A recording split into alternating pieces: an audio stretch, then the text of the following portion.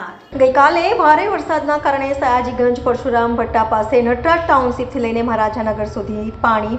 ગઈકાલે ભારે વરસાદના કારણે સયાજીગંજ પરશુરામ ભટ્ટા પાસે આવેલ નટરાજ ટાઉનશીપથી લઈને મહારાજાનગર સુધી પાણી ભરાઈ ગયા છે। રસ્તો બંધ થઈ ગયો છે, લોકો ઘરની બહાર નીકળી શકતા નથી અને આજવાથી પાણી વિશ્વામિત્રીમાં વધુ જાય છે, જેના લીધે નીચાણવાળા વિસ્તારમાં પાણી ઘૂસી ગયું છે।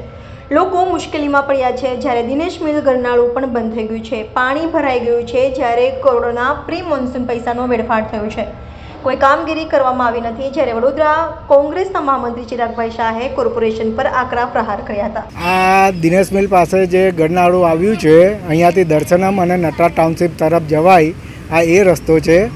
આ રસ્તે જ્યારે પણ વડોદરામાં મામૂલી પણ વરસાદ પડે ને તો અહીંયા પાણી ભરાઈ જાય છે અને આજે તમે આપ જોઈ શકો છો કે અત્યારે જે પરિસ્થિતિ છે, અત્યારે તો ટોટલી આખું નાળું ભરાઈ ગયું છે અને અહીંયાથી જે મહારાજાનગર જવાનો રસ્તો છે, નટરાજ ટાઉનશીપથી મહારાજાનગર જવાનો રસ્તો એ પણ આખો બંધ થઈ ગયો છે। લોકોને અવર જવરમાં ફૂલ તકલીફ પડી રહી છે અને જે પ્રમાણે આ અહીંયા વર્ષોથી આ જ હાલત છે અને વારંવાર અમે રજૂઆત કરી છે, વારંવાર આંદોલન પણ કર્યા છે, પણ અહીંયા જે પ્રી મોન્સૂનની કામગીરીને અત્યારે જે એ લોકો કહી રહ્યા છે કે 90% કામ અમે પૂર્ણ કર્યું છે।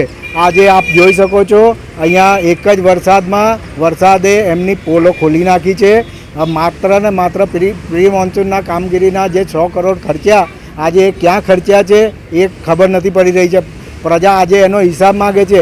આજે વારંવાર આ જ વસ્તુ બની રહી છે, દર વર્ષે આ અમારે જોવું પડે છે અને પબ્લિકને જે હેરાનગતિ થઈ રહી છે। પણ આ જે એસી ઓફિસોમાં એ લોકો માત્ર ને માત્ર એસી ઓફિસોમાં બેસીને નજારો જોયા કરે છે, વડોદરાનો સ્માર્ટ સિટીનો નજારો જોવે છે, પણ અત્યારે જે પ્રમાણે અહીંયાની હાલાકી છે આ હાલાકી ભોગવવી પડે છે પ્રજાને અને અત્યારે અહીંયા કોઈ ના અહીંયાના કોર્પોરેટર આવે છે, ના સાંસદ આવે છે, ના અહીંયાના કોઈ ધારાસભ્ય આ વિસ્તારમાં આવે છે અને આ પ્રજાને પૂછે છે કે તમારે શું તકલીફ છે।